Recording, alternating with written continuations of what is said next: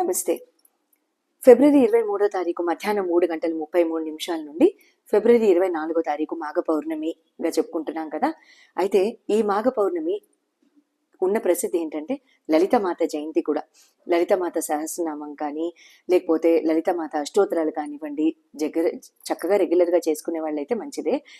చేసుకునే ఇంకా టైం లేదు, అలా చేసుకోవట్లేదు అనుకున్న వాళ్ళందరూ కూడా రేపటి రోజు నుంచి చక్కగా మొదలు పెట్టుకుని ప్రతిరోజు నిర్విఘ్నంగా చేసుకుంటారని నా మనవి.